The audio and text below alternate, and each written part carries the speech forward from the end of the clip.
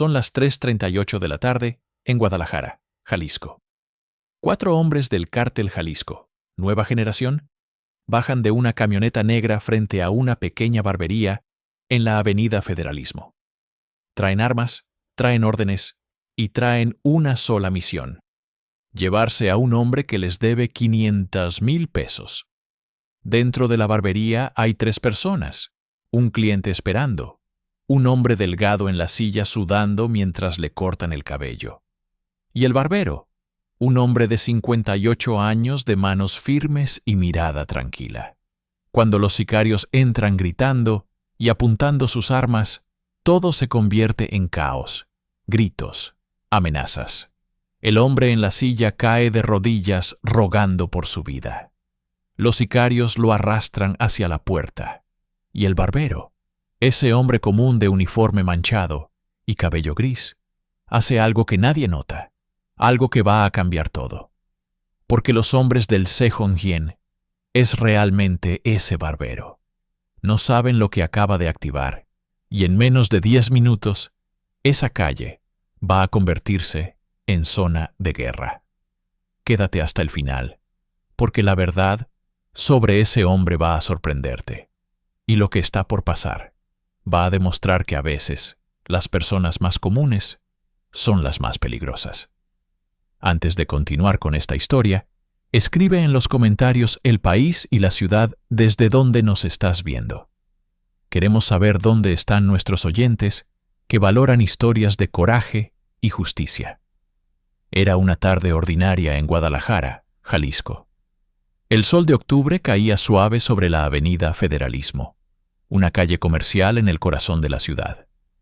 Entre tiendas de abarrotes, farmacias y pequeños negocios, había una barbería modesta, un letrero simple: Barbería Don Carlos. Adentro el olor a loción de afeitar mezclado con el sonido de tijeras cortando cabello. Carlos Méndez, el dueño, terminaba de atender a un cliente anciano. Tenía 58 años, cabello completamente gris, con textura delgada. Vestía un uniforme azul claro, manchado, con pequeños cabellos cortados. Sus manos eran firmes, precisas. El cliente se levantó satisfecho, pagó sus 100 pesos y salió. Carlos barrió el cabello del suelo con movimientos lentos, metódicos. Para cualquiera que pasara por esa barbería, Carlos era solo eso: un barbero, un hombre común, un trabajador más en Guadalajara. Llevaba 3 años en ese lugar. Los vecinos lo conocían, lo saludaban. Cortaba cabello a precios justos. Nunca hacía preguntas incómodas.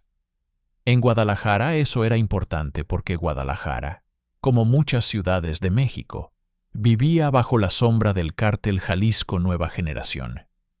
El CJNG controlaba plazas enteras, tenía ojos en cada esquina, halcones que observaban, sicarios que ejecutaban y una regla simple: quien debe paga, con dinero o con sangre. Carlos sabía esto, lo sabía mejor que nadie.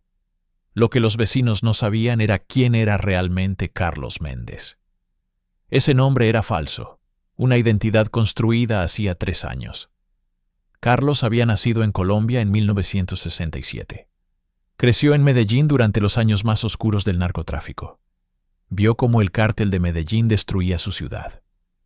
Cuando tenía 21 años, su hermano menor fue asesinado. Bala perdida en un tiroteo entre sicarios. Tenía solo 17 años. Ese día Carlos tomó una decisión. Se unió a la policía colombiana. Después trabajó con la DEA. Durante 25 años cazó narcotraficantes. Medellín, Cali, México. Perdió a su esposa en 2010. Atentado de retaliación, un carro bomba. Ella y su hija de 12 años murieron. Carlos quedó solo en el mundo, sin familia, sin raíces, solo con una misión: destruir a los carteles que le quitaron todo. Se jubiló de la DEA en 2022, pero no pudo detenerse, así que tomó otra decisión: seguiría luchando. Pero ahora por su cuenta contactó a su viejo amigo, Mark Sullivan. Mark, necesito una identidad nueva. Voy a México. Voy a seguir trabajando. Mark intentó convencerlo de no hacerlo, pero conocía a Carlos. Sabía que no lo detendría. Está bien, te consigo los documentos. 6 meses después, Carlos Méndez abrió una barbería en Guadalajara, en el corazón del territorio del CJNG. Durante 2 años, Carlos trabajó en silencio. Cortaba cabello, cobraba barato, se ganaba la confianza de los vecinos y escuchaba. Los clientes hablaban de todo, de sus trabajos, de sus familias, de sus problemas. Y algunos, sin saberlo, hablaban de cosas que no debían. Nombres, lugares, movimientos de bajo nivel. Carlos tenía buena memoria. Registraba todo. Por las noches en su apartamento, encriptaba la información. La enviaba a su contacto en la FGR, la comandante Gabriela Mora. Ella coordinaba con otras fuentes. Carlos era una pieza importante, pero no la única. Sus informes sobre rutas de distribución, nombres de vendedores, callejeros y ubicaciones de casas de seguridad se combinaban con intervenciones telefónicas, vigilancia satelital y testimonios de otros informantes. Durante 2 años, la información de Carlos contribuyó a 6 operaciones importantes, 23 sicarios y distribuidores arrestados, media tonelada de drogas incautada, millones de pesos en dinero confiscado. Todo gracias a un rompecabezas donde Carlos era una pieza crucial, pero no la única. Pero Carlos sabía que algún día su suerte se acabaría. Algún día, alguien sospecharía. Por eso mantenía siempre su celular cerca. Un teléfono encriptado con línea directa a la comandante Gabriela Mora de la FGR. Si alguna vez su vida estaba en peligro, una foto, un mensaje, y vendrían por él. Carlos esperó día tras día. Sabía que ese momento llegaría, y ese día era hoy. Eran las 3:20 de la tarde cuando Francisco Lara entró a la barbería. El flaco Carlos lo había visto antes, meses atrás. Venía de vez en cuando, siempre nervioso, siempre mirando por encima del hombro. Pero hoy era diferente. Hoy el miedo en sus ojos era puro terror. «Don Carlos, ¿me puede atender?» Su voz temblaba. «Claro, siéntese». El flaco se sentó en la silla. Carlos le puso la capa blanca. Comenzó a mojar su cabello con un atomizador. «¿Cómo lo quiere?» «Corto. Muy corto. Rápido, por favor». Carlos asintió, agarró las tijeras, empezó a cortar. El flaco no dejaba de mirar hacia la ventana, hacia la calle. Cada vez que un carro pasaba, se tensaba. «Está bien». «Sí, solo tengo prisa». Carlos no insistió. Siguió cortando, pero observaba. El flaco sudaba, a pesar del ventilador. Sus manos temblaban. Cada 30 segundos miraba hacia la puerta. Carlos conocía ese comportamiento. Era el comportamiento de un hombre que sabía que lo estaban cazando. 4 meses atrás, Francisco Lara trabajaba como mula para el CJNG. No era gran cosa. Transportaba paquetes de un punto a otro. Le pagaban 5,000 pesos por viaje. Era mecánico de profesión, pero el taller no daba suficiente. Tenía una familia que mantener, así que aceptó trabajos ocasionales para el cartel hasta que el sábado de junio. Le dieron una mochila más grande que lo normal. «Llévala a Tlajomulco. Te pagamos 10,000 esta vez». El flaco supo que era importante. 500,000 pesos en producto, le advirtieron. «No la pierdas. No te la roben. Llega directo». El flaco manejó su Tsuru viejo por la carretera. A medio camino vio luces rojas y azules detrás de él. Patrulla de la policía estatal. Su mundo se detuvo. La patrulla se acercó. Encendió la sirena. El flaco entró en pánico puro. No pensó, solo reaccionó. Aceleró. Giró bruscamente en un camino de terracería. La patrulla lo siguió. El corazón del flaco iba a explotar. Frenó en seco. Agarró la mochila. La lanzó lo más lejos que pudo hacia un terreno baldío lleno de maleza. Luego, aceleró de nuevo. Logró escapar por las calles de un pueblo pero la mercancía 500,000 pesos en drogas, perdida. Intentó volver, buscó durante horas, nunca la encontró. Cuando llamó al contacto del CJNG, la voz fue fría. ¿La perdiste? Sí, jefe. La policía me persiguió. Tuve que nos robaste, flaco. No, jefe, se lo juro. 500,000 los vas a pagar. ¿O tu familia los paga? El flaco intentó explicar. Rogó. Lloró. Nadie le creyó. Para el CJNG no hay diferencia entre perder y robar. El resultado es el mismo. Alguien tiene que pagar. El flaco huyó. Dejó Guadalajara esa misma noche, fue a León, Guanajuato. Se escondió. Los primeros 2 meses fueron terror puro. Cada ruido, cada carro, cada llamada. Pensaba que venían por él, por su familia. Pero después de 3 meses, el miedo empezó a calmarse. Tal vez me olvidaron, pensó. Tienen enemigos más grandes. Decidió irse del país. Contactó a un coyote. Necesitaba documentos falsos para cruzar la frontera, pero 3 días antes de su cita con el coyote, recibió una llamada de su hermana. Es mamá. Está en el hospital. Cáncer avanzado. Los doctores dicen que le quedan semanas. El flaco lloró. No había visto a su madre en 4 meses. Ella no sabía dónde estaba. No sabía por qué había desaparecido. Tengo que verla. Pensó solo una vez para despedirme. Sabía el riesgo, pero era su madre. Viajó a Guadalajara en autobús. Llegó de madrugada. Fue directo al hospital. Su madre estaba dormida, conectada a tubos, frágil. El flaco le tomó la mano, lloró en silencio.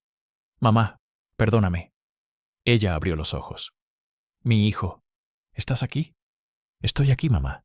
Pasó la noche con ella. Al amanecer su madre le pidió, prométeme que vas a estar bien, que vas a salir de esto. Te lo prometo, mamá. Voy a irme lejos. Voy a empezar de nuevo. Ella sonrió débilmente. Vete ya. No te quedes aquí. Es peligroso. Lo sé. El flaco la besó en la frente. Se fue del hospital. Pero antes de irse de la ciudad, necesitaba algo. El coyote le había dicho, necesito una foto tuya para el documento, pero tiene que ser reciente. Cabello corto, bien arreglado. Tiene que verse como una foto de identificación oficial. El flaco no podía arriesgarse a ir a cualquier lado. Necesitaba un lugar donde nadie hiciera preguntas, donde nadie pidiera identificación. Recordó la barbería Don Carlos. Ese viejo nunca pregunta nada, solo corta cabello y cobra. Pensó que sería rápido entrar, cortarse el cabello, salir, 30 minutos máximo, luego desaparecer para siempre. Pensó que 4 meses eran suficientes. Pensó que a las 3 de la tarde estaría a salvo. Se equivocó. Otro cliente entró a la barbería. Don Raúl, un señor de 60 años, vecino de la cuadra. Buenas tardes, don Carlos. Buenas tardes, don Raúl. Siéntese. Termino con el joven y lo atiendo. Don Raúl se sentó en una de las sillas de espera. Sacó su celular. Empezó a revisar mensajes. Carlos seguía cortando el cabello del flaco, y entonces, en el reflejo del espejo, Carlos vio algo que hizo que su corazón latiera más rápido. Una camioneta negra, vidrios polarizados, placas de Jalisco, frenó bruscamente enfrente de la barbería. Carlos no cambió su expresión, siguió cortando, pero su mente se aceleró. 4 puertas se abrieron, 4 hombres bajaron, vestían de negro, llevaban armas, AK-47, pistolas en las cinturas. Carlos miró a el flaco en el espejo. El flaco había visto a los hombres también. Su rostro se puso blanco. No susurró. No, no, no. Don Raúl levantó la vista de su celular. Vio a los hombres armados cruzando la calle. Dios mío, murmuró Carlos. Bajó las tijeras lentamente. Con su mano derecha sacó discretamente su celular del bolsillo del uniforme. Lo mantuvo pegado a su pierna. Con el pulgar, sin mirar, desbloqueó la pantalla. Conocía cada movimiento de memoria. Abrió la cámara. Apuntó hacia la ventana. Clic. La foto capturó la camioneta, las placas, TAD 482. Con el mismo pulgar, 2 toques más. Envió la foto a un contacto guardado solo como G. El mensaje se marcó como entregado. Carlos guardó el celular, levantó las manos, todo en 5 segundos. Nadie lo vio. Justo cuando la puerta de la barbería se abrió de golpe, los 4 sicarios entraron como tormenta. El líder, un hombre de 35 años con una cicatriz que le cruzaba la mejilla izquierda, apuntó su pistola hacia el flaco. Nadie se mueve. El sonido de su voz llenó el pequeño local. Don Raúl soltó su celular, levantó las manos temblando. «Por favor, yo no sé nada». El flaco se congeló en la silla, su rostro descompuesto. Sabía que este momento llegaría. Carlos mantuvo las manos en alto, tijeras en una mano. «Señores, por favor, no quiero problemas». Su voz temblaba, actuando perfectamente, el papel de barbero asustado. El líder sicario, conocido como el Chueco, caminó directo hacia el flaco. Le puso la pistola en la frente. «Sabíamos que ibas a volver». El flaco empezó a llorar, lágrimas corriendo por su rostro. «Por favor, yo no hice nada malo. 500,000 pesos, flaco. ¿Dónde están? Yo no los tengo, se los juro. La policía me persiguió y tuve que tirar la mercancía». El Chueco rió. Una risa sin humor. «Ya nos contaste esa historia. No nos la creemos». Le dio una bofetada. El sonido resonó. El flaco cayó de la silla al suelo. «Por favor, tengo familia. Mi mamá está enferma. Deberías haber pensado en ella antes de robarnos». 2 de los otros sicarios agarraron a el flaco por los brazos. Lo levantaron del suelo. El flaco intentó resistirse.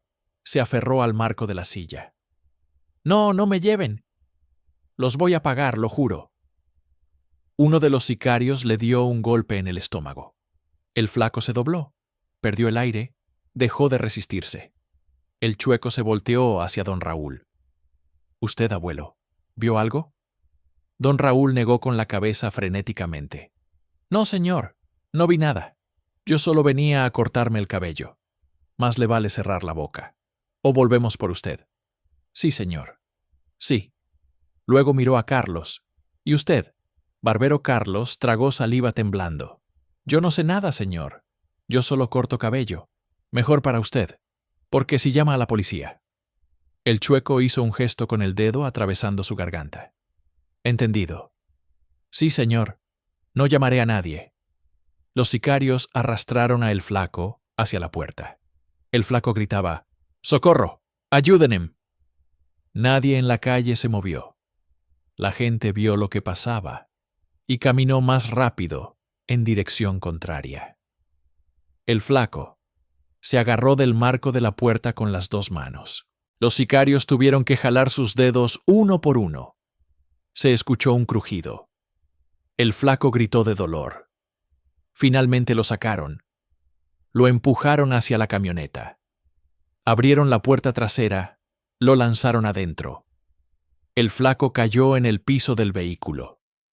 Uno de los sicarios le puso la rodilla en la espalda. Le amarró las manos con cinta adhesiva. «Si gritas, te mato a ti mismo».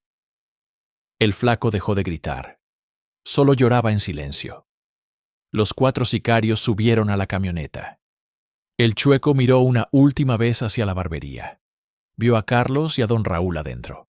Ambos con las manos todavía en alto, asustados, patéticos, inofensivos. El Chueco sonrió. Subió a la camioneta. El motor rugió. Las llantas chirriaron contra el pavimento. La camioneta salió a toda velocidad. Desapareció calle abajo.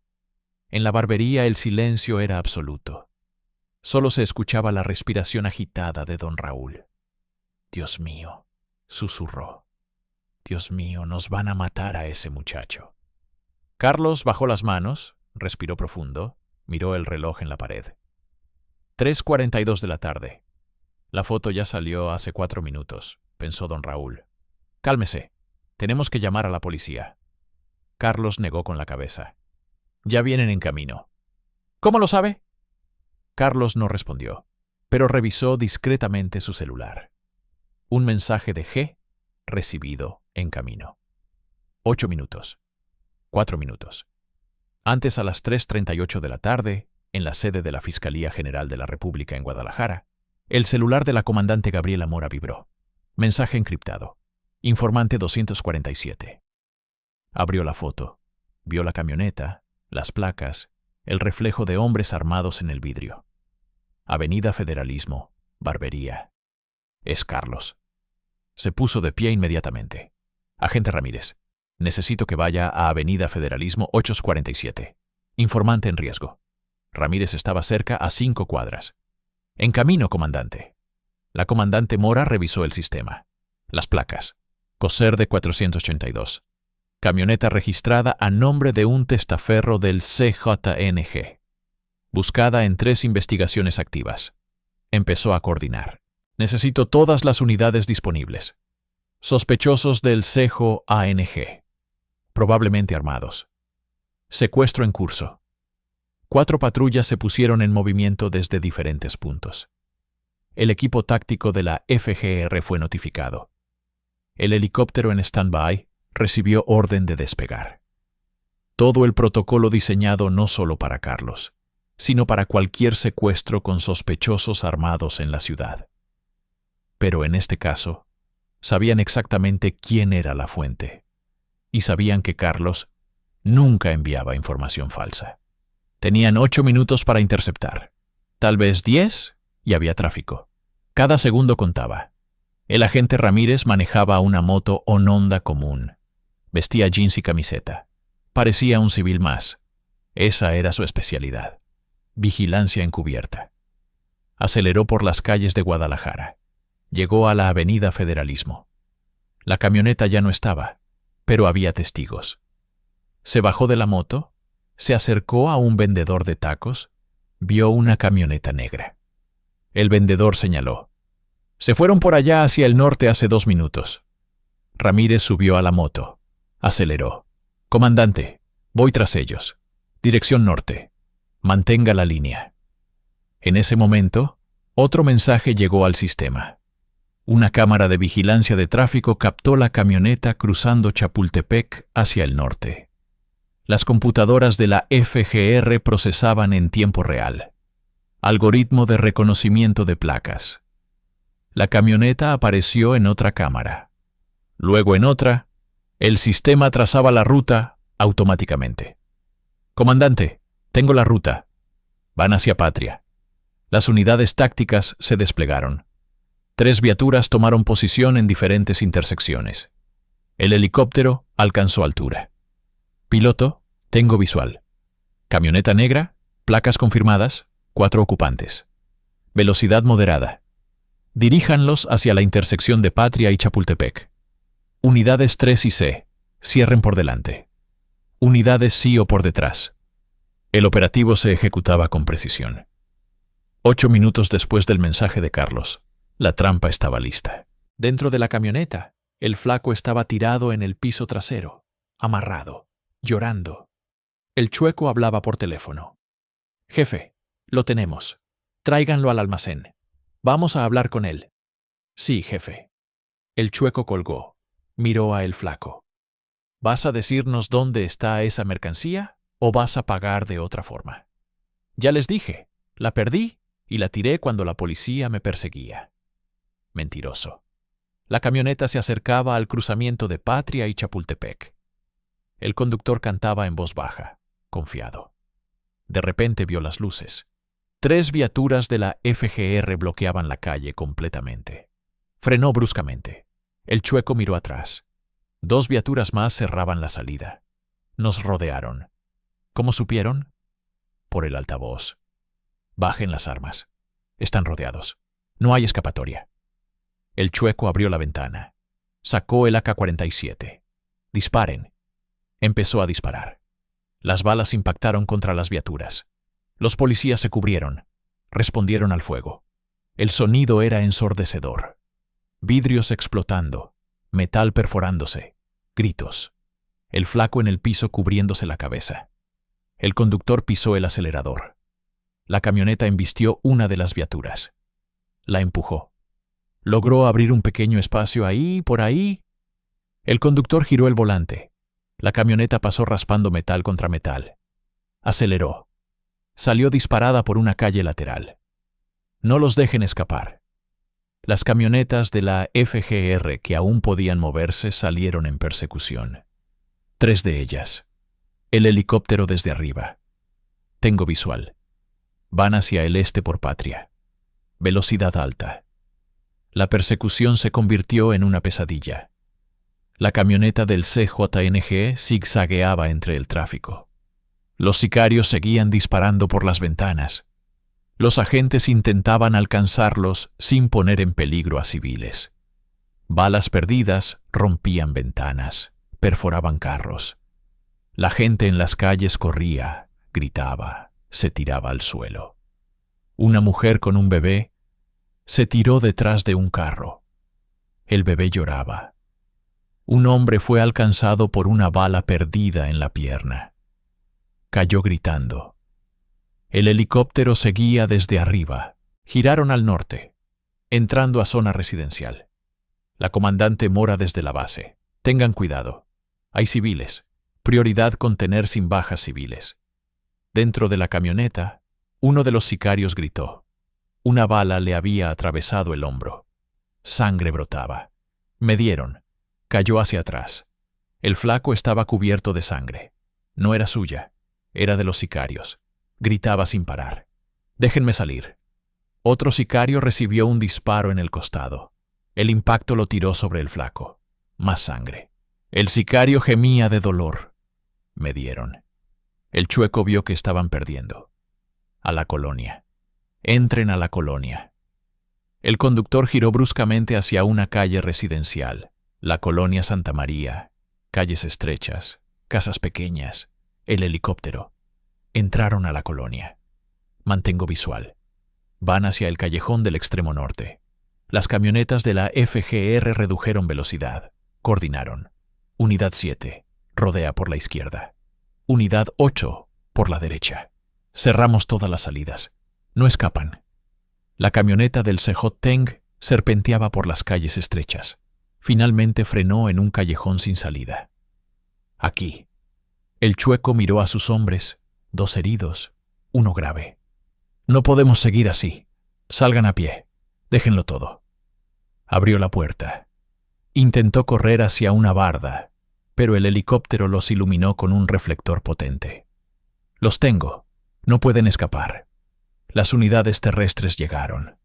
Bloquearon el callejón por ambos lados. Agentes bajaron con armas en alto. No hay salida.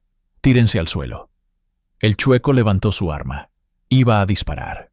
Un francotirador desde una azotea cercana. Un disparo. El chueco cayó herido en el hombro. Soltó el arma. Gritó de dolor. El otro sicario que intentaba correr se rindió. Se tiró al suelo. Las manos en la cabeza. Los agentes se acercaron. Los esposaron. Los 2 heridos en la camioneta ni siquiera intentaron moverse. Estaban en shock, perdiendo sangre. Ambulancias. Necesitamos ambulancias. Encontraron a el flaco. Hay un civil aquí vivo. Lo sacaron. Le quitaron la cinta. Está bien. Solo está en shock. El flaco temblaba violentamente. No podía hablar. Un paramédico lo envolvió en una manta térmica. Tranquilo, ya está a salvo. ¿Has conocido alguna vez a alguien que arriesgó todo para proteger a otros? Cuéntanos en los comentarios. Queremos leer tus historias. La comandante Mora llegó 15 minutos después. Miró la escena. La camioneta acribillada. Sangre por todas partes. 4 detenidos. 2 graves. Se acercó a uno de sus agentes. El civil. Está bien asustado, pero ileso. Los paramédicos lo están evaluando. Bajas de nuestro lado. Ninguna. 2 agentes con heridas leves. Vidrios. Bien. Mantengan el perímetro. Se acercó a el flaco. Los paramédicos lo atendían. ¿Cómo se llama? Francisco Lara. ¿Por qué lo buscaban? Perdí mercancía de ellos hace 4 meses. Fue un accidente. Va a testificar si me protegen. Sí, tenemos programa de protección, pero necesitamos su testimonio completo. El flaco asintió. Haré lo que sea. Solo quiero que mi familia esté a salvo. Agarró el radio. Inicié. Protocolo de extracción. Informante. 247. Una camioneta sin marcas llegó a la barbería. 2 agentes vestidos de civil entraron. Don Carlos, necesitamos que venga con nosotros. Carlos ya tenía puesta una chaqueta. Había cerrado la caja registradora, apagado las luces, se quitó el uniforme en el baño. Debajo llevaba ropa de calle. Listo. Salió con los agentes, subió al carro. Adentro estaba la comandante Mora. Carlos, comandante, buen trabajo. Hoy salvó una vida. Solo hice lo que había que hacer. Lo descubrieron. Lo sé. Tienes que irte. Esta vez es permanente. Lo entiendo. El carro se movió. Fueron directo al apartamento de Carlos. Tienes 5 minutos. Carlos bajó. Subió las escaleras. Llegó a su apartamento. Abrió la puerta. El lugar era simple, sin decoraciones, sin fotos. Carlos fue directo al closet. Del fondo, sacó una mochila. Ya estaba preparada. Documentos, dinero en efectivo, 2 pasaportes, celular de emergencia, un arma. Lo esencial. No había nada más que llevar. No había nada personal. Nunca lo hubo. Salió, cerró la puerta, no miró atrás. Ya lo había hecho 5 veces antes. Esta era solo una más. 30 minutos después, un carro con placas diplomáticas llegó al punto de encuentro. Un hangar privado en las afueras de Guadalajara. Un hombre de 60 años bajó. Cabello gris, traje formal. Mark, Carlos. Se abrazaron brevemente. Mark Sullivan, su ex supervisor en la DEA. Ahora coordinador de operaciones especiales. Tenemos que irnos. Lo sé. Subieron al carro blindado adentro. Mark le pasó un sobre. Nueva identidad. Costa Rica. Esta vez alejado de México. Pensé que habíamos acordado que esta era la última. Y lo es. No más trabajo de campo, solo consultoría remota desde la distancia. Carlos abrió el sobre. Héctor Vargas, ciudadano costarricense, 60 años. Jubilado. Jubilado. Esta vez sí, Carlos. Esta vez de verdad llegaron a un aeropuerto privado. Un jet pequeño esperaba. La comandante Mora estaba ahí. Vino a despedirse. Gracias por todo. 6 operaciones, 23 arrestos, media tonelada de drogas fuera de las calles. Todo gracias a usted. Solo hice lo correcto. Va a descansar ahora. Eso dicen. Cuídese, Carlos. Usted también, comandante. Carlos subió al jet. Se sentó. Miró por la ventana. Las luces de Guadalajara se alejaban. Otra ciudad, otra vida, otra identidad que dejaba atrás. El jet despegó. En 2 horas estaría en Costa Rica. En TR Díaz, Héctor Vargas estaría registrado como residente. En una semana tendría casa. Y en un mes estaría pensando en qué hacer después. Porque Carlos Méndez, o como se llamara realmente, nunca había sabido cómo retirarse. Mark se sentó a su lado. En serio, esta vez nada de trabajo encubierto, solo consultoría, análisis de inteligencia, desde una oficina. Carlos sonrió. Lo intentaré. Mark suspiró. Sabía que eso era lo mejor que iba a obtener. Esa noche en el hospital el flaco despertó. Estaba en una habitación privada, custodiada. Una agente le dijo: «El barbero lo salvó». ¿Qué? Era un informante de la FGR. Nos envió la foto de la camioneta, por eso llegamos a tiempo. El flaco lloró silenciosamente. ¿Dónde está? Se fue. No lo verá más. Quiero agradecerle. No es posible, pero puedo decirle esto. Hoy un hombre arriesgó su tapadera de 2 años para salvarlo. La mejor forma de agradecerle es testificar, ayudarnos a desmantelar la célula que lo perseguía. El flaco asintió. Lo haré. Todo lo que necesiten. Al día siguiente, el flaco fue integrado al programa de protección de testigos, Nueva Identidad. Su madre fue trasladada a un hospital en otra ciudad bajo nombre falso. cuidados médicos pagados por el Estado. Su familia también fue reubicada. Estaban a salvo. El flaco pasó 3 semanas dando testimonio. Nombres, lugares, estructuras, rutas, todo lo que sabía. Su información combinada con lo que Carlos había proporcionado durante 2 años permitió una operación mayor. 2 meses después, 18 miembros de la célula del CJNG fueron arrestados, incluyendo al jefe que había ordenado la cacería de El Flaco. La célula fue desmantelada. El Flaco cumplió su promesa. Los 2 sicarios capturados fueron interrogados en celdas separadas. El primero, el que recibió el balazo en el hombro, no dijo nada.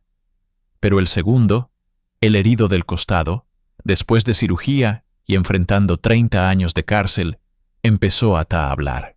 ¿Cómo supieron tan rápido dónde estábamos? El interrogador no respondió. El sicario siguió. Fue demasiado rápido, demasiado preciso. Alguien les avisó. ¿Quién? Silencio. El sicario cerró los ojos, pensó. Repasó cada momento. La barbería, el viejo asustado, las manos temblando. Pero algo que no encajaba. Abrió los ojos. El barbero, ese viejo. Él nos delató, ¿verdad? El interrogador se levantó. La entrevista terminó. Esa noche, antes de que confiscaran su celular de contrabando, el sicario hizo una llamada. Jefe, ¿qué fue? El barbero. ¿Qué barbero? El de la barbería, don Carlos. En federalismo, ese viejo nos delató, estoy seguro. El chueco, recuperándose de su herida en un hospital penitenciario, apretó el teléfono. ¿Ese hijo de? Colgó. Desde su cama de hospital bajo custodia, hizo otra llamada a un contacto fuera. Necesito que vayas a esa barbería. Avenida Federalismo. Barbería. Don Carlos, encuéntralo. Tráemelo. Esa noche 2 sicarios llegaron a la barbería. Las luces estaban apagadas. Patearon la puerta. Entraron vacío. Buscaron herramientas de barbería abandonadas, facturas viejas, nada personal. Uno de ellos revisó debajo del mostrador. No encontró el celular que Carlos había usado, pero encontró algo más. Un cable suelto, desconectado. ¿Qué es esto? Parece un cable de carga. Revisaron más. Encontraron residuos de adhesivo, como si algo hubiera estado pegado ahí. Un dispositivo. ¿Quién era este tipo? No sé, pero no era un barbero común. Fueron al apartamento. La puerta estaba cerrada, pero forzaron la entrada. El lugar estaba casi vacío. Muebles básicos, ropa barata en el closet, cocina sin usar, pero ninguna foto, ningún documento, ninguna carta, nada que identificara al inquilino. Este tipo era un fantasma. Revisaron la basura vacía, limpiada completamente el baño, sin productos de higiene personal. Se llevó todo. El líder llamó a su jefe. El barbero desapareció. No hay rastro de él, ni documentos, ni fotos, nada. Era un profesional, un agente. Encuéntralo. No sabemos ni su nombre real. El chueco golpeó la pared de su celda de hospital. Averígüenlo. Paguen lo que sea necesario. Alguien tiene que saber algo. 3 semanas después, el líder regional del CJNG reunió a sus comandantes en una casa de seguridad. En la pared proyectó una imagen borrosa, una foto de cámara de seguridad de la Avenida Federalismo. Un hombre de 58 años, cabello gris, uniforme de barbero, rostro parcialmente oscurecido. Este hombre nos espió durante 2 años. Mostró un archivo. Contribuyó a 6 operaciones que nos costaron 23 hombres. Media tonelada de producto, millones de pesos. Trabajó para la FGR. Uno de los comandantes preguntó, ¿quién era? No lo sabemos. La identidad era falsa. Carlos Méndez no existe en ningún registro antes de 2022. Documentos fabricados probablemente por la DEA. Y ahora desapareció. La DEA lo extrajo. ¿Podría estar en cualquier país? El líder golpeó la mesa. Quiero a ese hombre. Pongan precio a su cabeza. Contacten con nuestras células en Estados Unidos, en Colombia, en Centroamérica. Alguien tiene que saber algo. Pero Carlos había desaparecido completamente como fantasma, como había hecho 4 veces antes en su vida. Esa noche, el líder del CJNG recibió un mensaje. Número desconocido encriptado. Lo abrió. El mensaje no tenía remitente identificable. Hace 25 años ustedes llevaron a mi familia. Mi hermano cayó por una bala perdida en Medellín. Mi esposa y mi hija murieron en un carro bomba en 2010. ¿Fueron ustedes o fueron como ustedes? No hay diferencia. Ustedes, los carteles, han destruido ciudades enteras. Han llenado de dolor este continente. Han convertido barrios en cementerios y familias en estadísticas. Pero hay gente que no olvida. Hay gente que no perdona. Y hay gente que dedica a cada día que le queda de vida a desmantelar lo que ustedes construyeron con sangre. ¿Me pueden buscar? ¿Pueden poner el precio que quieran a mi cabeza? ¿Pueden mandar sicarios a cada ciudad? Pero nunca me van a encontrar.